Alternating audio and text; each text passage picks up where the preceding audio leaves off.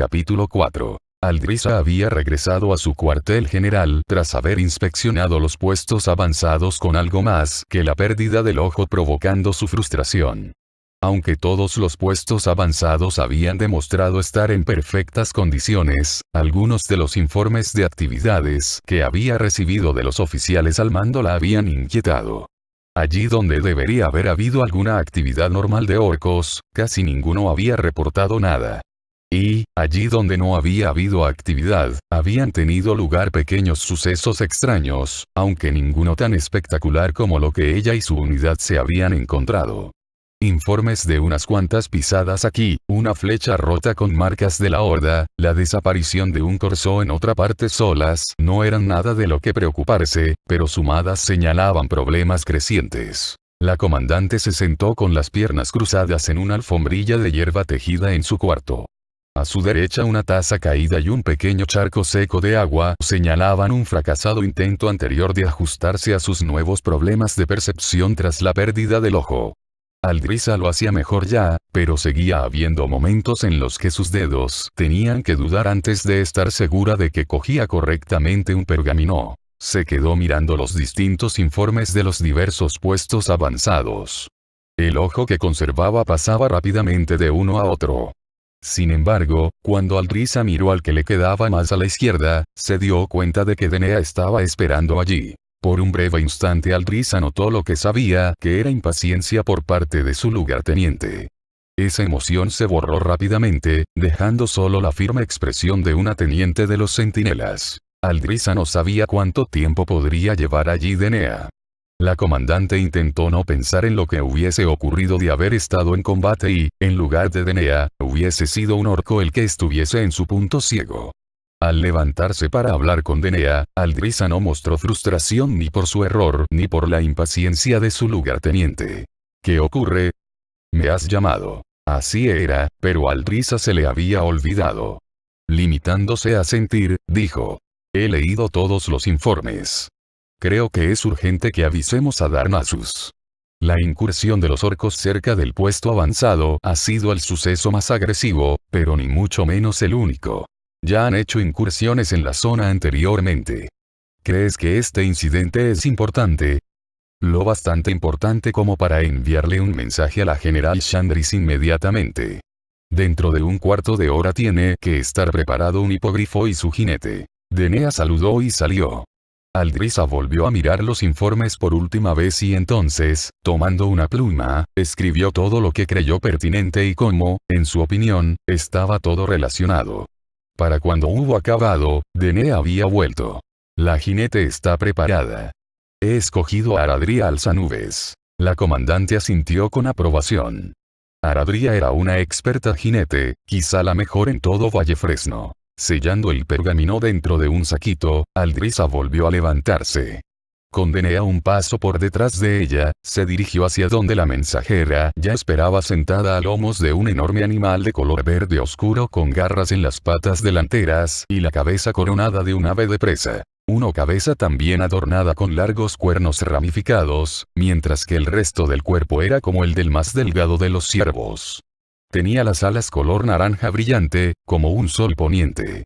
Los ojos del hipogrifo irradiaban una feroz inteligencia. Las criaturas no eran propiedad o mascotas de los elfos, sino aliados. Los jinetes no tanto los controlaban como trabajaban en concierto con ellos. Aradria se inclinó cuando la comandante se acercó a ella. Era incluso más fibrosa que Denea. Al otro lado de la silla tenía enfundada su aguja y un carcaj lleno de flechas. Llevaba el arco enganchado entre la cabeza y el hombro. Esto no puede leerlo nadie salvo la general, le ordenó Aldrisa entregándole el saquito a la mensajera. Así será, le prometió Aradria. Saludó a Aldrisa tras incorporarse. La mensajera metió el saquito en otro mayor acoplado a la curvada silla sobre la que se sentaba. Vuela a toda velocidad, continuó la comandante. Cuidado con el mar. Tormenta de viento es el más rápido. Aradria dio unas palmaditas al hipogrifo en el cuello. La criatura alada asintió con los ojos brillándole de emoción. Nadie lo atrapará. Con esas palabras, indicó a su magnífica montura que despegase. Los demás dieron un paso atrás cuando Tormenta de Viento extendió sus amplias alas y enseguida se alzó en el aire. Observándolos, Aldrisa sintió una punzada de celos. Como comandante, rara vez había tenido la oportunidad de llevar una montura así. «Quiero duplicar las patrullas, Denea», dijo una vez que la mensajera y el hipogrifo eran un borrón en la distancia. Por la noche y por el día. Especialmente por la noche. A los orcos les iría mejor intentar infiltrarse durante el día, señaló Denea, dado que era el momento en que la mayoría de los elfos de la noche duermen. Y por eso tenemos que prestar atención especial a cuando es de noche. Su lugarteniente no discutió el valor de ese razonamiento. Aldrisa le dijo a Denea que se retirase y volvió a su cuarto. Era espartano, poco más que la alfombrilla y las herramientas necesarias para hacer sus informes. Otra alfombra tejida, esta mayor y más gruesa que la otra, le servía de cama. Al contrario que algunos oficiales, Aldrisa no se permitía lujos. Dormía como dormían sus soldados. No tardará mucho, pensó la comandante. Aradria no tardará mucho en llegar a Darnassus, al menos no por el aire. Se alegraba de aquello. La general Shandris entendería sus preocupaciones y tomaría medidas al respecto. Si bien Aldrisa se dio cuenta de que todavía tenían que construir puestos aún más avanzados que los que tenían. Mientras se tumbaba sobre su alfombrilla de dormir, la agotada comandante empezó a calcular cómo reorganizar mejor el orden de sus tropas. Eso la calmó más. Entre su carta a la general y sus propios planes, sin duda la horda se iba a llevar una triste sorpresa si planeaban un nuevo ataque. Los orcos eran predecibles en sus métodos. Satisfecha y deseosa de que el descanso calmase parte del dolor que volvía su ojo, Aldrisa se quedó dormida de nuevo. Vallefresno volvería a ser seguro. La mensajera sonreía mientras ella y el hipogrifo sobrevolaban los árboles. Una vez en territorio de los elfos de la noche, ambos sabían que podrían ahorrar tiempo sobrevolando el bosque. Aradria le había prometido a Aldrisa que llevarían el informe a Darnassus lo más rápidamente posible, y ella y Tormenta de Viento tenían toda la intención de cumplir esa promesa. Además, tenían una reputación que conservar entre los otros jinetes y sus monturas. Las poderosas alas del hipogrifo batían con fuerza. Los kilómetros desaparecían bajo ellos. Aradria dejó que su compañero juzgase dónde y cuándo necesitaría descansar. Los jinetes experimentados nunca daban por supuesto que ellos lo sabían mejor que los propios hipogrifos. El viento frío le resultaba vigorizante a la elfa de la noche y sabía que Tormenta de Viento sentía lo mismo. Mirando el paisaje, Aradria tomó la decisión de tomar una dirección que les permitiría llegar incluso antes. Le dio unos toques al hipogrifo en el lado izquierdo de su ancho y musculoso cuello, usando los golpecitos para comunicarle lo que pensaba. Ese método era mucho mejor que tratar de gritárselo contra el viento. Sin avisar, el hipogrifo se balanceó violentamente, batiendo las alas de un modo extraño y espasmódico. Aferrándose con fuerza, la elfa de la noche miró una de las alas. Dos gruesas flechas la habían atravesado cerca del músculo. La sangre manchaba el brillante plumaje y también salpicaba las copas de los árboles. Aradria miró la otra ala. En ella una tercera flecha había atravesado el apéndice de igual modo y corría más sangre no solo por las plumas, sino también por el cielo que iba quedando atrás. Los disparos eran expertos, tanto que las heridas evitaban que el hipogrifo adquiriese altitud. Las garras y las pezuñas de Tormenta de Viento chocaban contra los árboles mientras se esforzaba por mantenerse en vuelo. Hojas arrancadas y pedazos de ramas empezaron a golpear a la mensajera cuando la batalla de su montura contra el escenso empezaba a inclinarse del otro lado a cada segundo que pasaba. ¡Ag! Una rama tan grande como su brazo golpeó a la elfa de la noche en el pecho. Aradria se quedó sin aliento y perdió el equilibrio. Cayó hacia atrás. Tormenta de Viento cayó entre los árboles.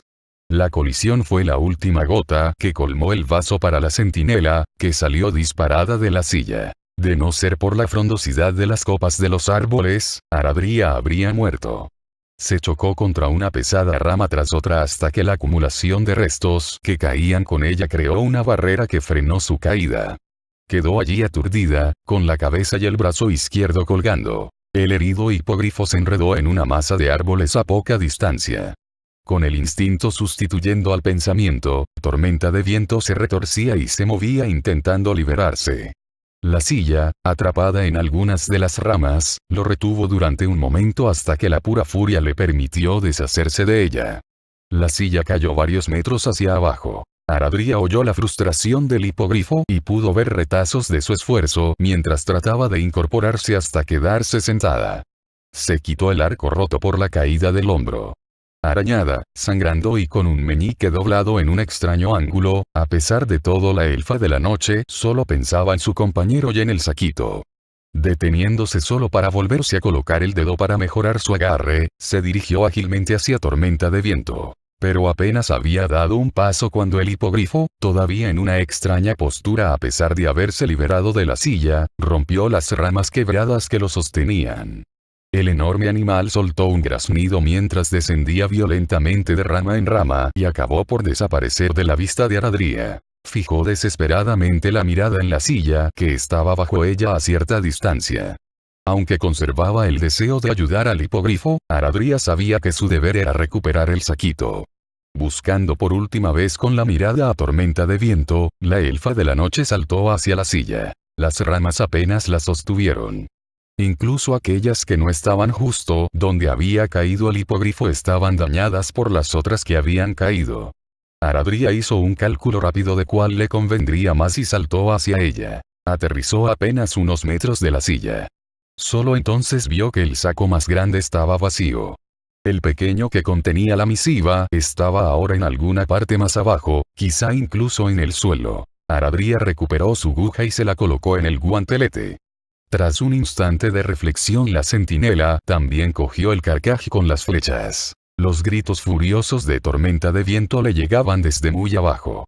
La elfa de la noche comenzó a saltar de rama en rama. Al fin vio el suelo y el saquito. Alabada sea el Une, murmuró Aradria. Ignorando el dolor del dedo, agarró otra rama y descendió aún más. Una flecha le pasó cerca de la oreja. No veía al arquero, pero calculó su posición por la dirección de la flecha. Aradria desenfundó la aguja y la lanzó. Atravesó el follaje que quedaba y desapareció brevemente de la vista. Una voz áspera rugió de dolor. Segundos después, la aguja regresó a la mano de la elfa de la noche. Las hojas estaban manchadas de sangre fresca. Respirando hondo, la mensajera se dejó caer. Todavía podía ver el saquito. Estaba inclinado contra el tronco del mismo árbol del que acababa de descender. Aradria se inclinó para cogerlo del otro lado del tronco. Apareció un orco con colmillos y su enorme hacha levantada para partir en dos a la elfa de la noche. Su espesa cabellera, recogida con fuerza en una coleta, se balanceaba de un lado a otro al correr hacia la elfa y la sonrisa que mostraba en su ancho rostro revelaba que, aunque todavía conservaba los colmillos, le habían roto otros varios dientes en peleas pasadas. Eso hacía que su ya temible apariencia lo fuese aún más. La mensajera alzó la aguja justo a tiempo para desviar el golpe. El brazo entero le vibró por la fuerza del golpe del musculoso orco. Aradria apretó los dientes y peleó para no ceder su posición cerca del saquito. El sonriente orco volvió a atacarla con el hacha. Todos los huesos de su ya herido cuerpo gritaron, pero mantuvo su posición. Sin embargo, sabía que aquello no podía durar. Sin duda, pronto se unirían más orcos a la lucha. Cuando su enemigo levantó el hacha para su siguiente golpe, Aradria dio un paso atrás. Ante esa acción la sonrisa del orco se hizo más amplia al tomarla como prueba de que la pelea se estaba inclinando a su favor. Aradria lanzó la aguja con todas sus fuerzas. La distancia no era muy grande, pero su decidido esfuerzo le dio al cuchillo de 3 hojas el impulso que necesitaba. Una hoja curva se clavó profundamente y quedó enterrada en el pecho del orco. El guerrero de piel verde se tambaleó. Aunque no estaba muerto, la herida era grave. Con su mano libre trató de quitarse la aguja. La elfa de la noche se le echó encima, clavando la aguja más profundamente mientras su oponente tropezaba hacia atrás. Al mismo tiempo estiró la mano hacia el carcaj y agarró una de las flechas. Aradria se la clavó al orco en el cuello. El orco dejó escapar un ruido gutural. A pesar de estar moribundo, agarró a la elfa de la noche. Ambos cayeron al suelo. Aradria luchó por liberarse. No muy lejos, oyó movimientos que no sonaban como los que haría un animal del bosque. Previendo que serían más orcos, la mensajera consiguió al fin empujar el cadáver del otro. Desgraciadamente, no pudo liberar la aguja al mismo tiempo. Un ruido de hojarasca la hizo mirar por encima del hombro a tiempo para ver a 3 orcos más que cargaban hacia ella desde detrás de unos árboles cercanos. Aradria tiró con fuerza y la aguja cedió al fin, provocando un grotesco sonido de absorción. Se giró para enfrentarse al trío, consciente ya de que tenía pocas posibilidades contra ellos. Luego aparecieron 2 orcos más desde la dirección contraria, cortando la poca esperanza que podía tener de ser todavía capaz de huir con el saquito. Aradria miró disimuladamente hacia el objeto. Todavía existía una posibilidad de al menos destruir su contenido si podía conseguir unos segundos. Con un breve juramento entre dientes al une, la elfa de la noche cargó hacia los 3 más cercanos. Su audacia le sirvió. Los orcos dudaron, muy seguros de que su intención inicial habría sido atacar a los otros 2. Aradria lanzó la aguja mientras saltaba. El proyectil giratorio obligó al trío a separarse. La aguja pasó por entre los orcos y giró de vuelta, pero no hacia la antigua posición de la elfa de la noche. Más bien ella y el arma convergieron en el lugar donde se encontraba el saquito. Pero había subestimado la velocidad de al menos uno de los otros 2 orcos. En el momento en que Aradria se hacía con la aguja, este se lanzó hacia el saquito. Sosteniendo el trofeo en una mano, el brutal guerrero se giró para luchar contra ella. La mensajera le lanzó la aguja y le tiró una patada repentinamente. Aunque el orco pesaba más que ella, la fuerza del golpe bastó para quitarle el aliento. Aradria continuó atacando, esperando poder derribarlo y recuperar el saquito. Para su desesperación, el otro orco cercano se interpuso entre ellos. Su intrusión le permitió a su camarada recuperarse y ambos lucharon contra la cansada elfa de la noche. Aradria sabía que los otros 3 tenían que estar acercándose. Estaba atrapada. De repente, un ronco graznido sacudió a los combatientes. Una enorme forma pasó junto a la elfa de la noche.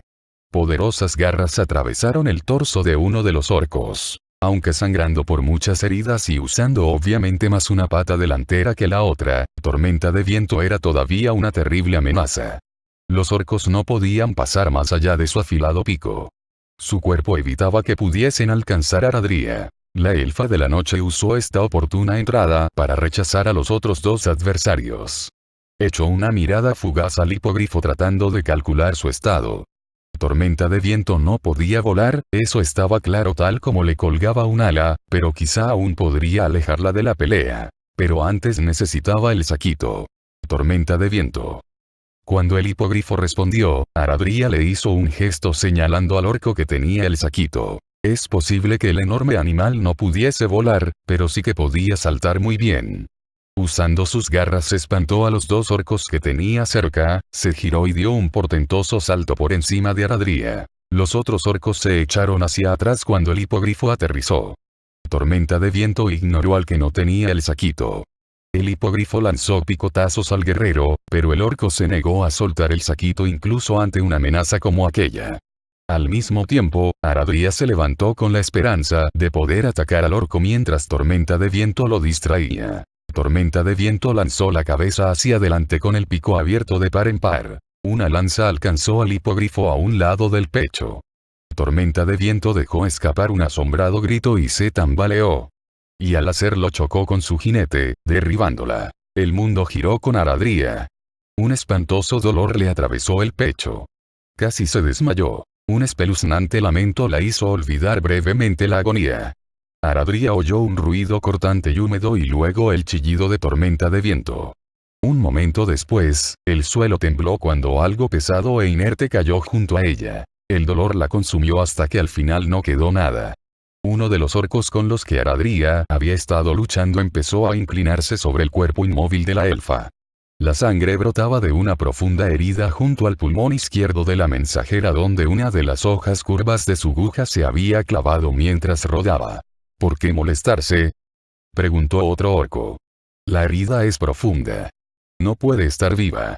Si lo está, gruñó una voz más grave, se merece morir como un guerrero por su determinación, sin tener ninguna posibilidad de éxito. Una sombra pasó cerca del segundo orco, la sombra de un guerrero mucho más fuerte que él. Una mano, más bien marrón que verde, agarró una hacha más apropiada para 2 manos que para una.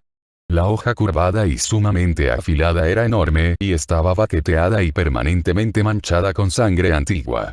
Una de sus más distintivas características eran los muchos agujeros diminutos de la hoja, cerca del mango. Otros orcos se acercaron, poco más de una docena.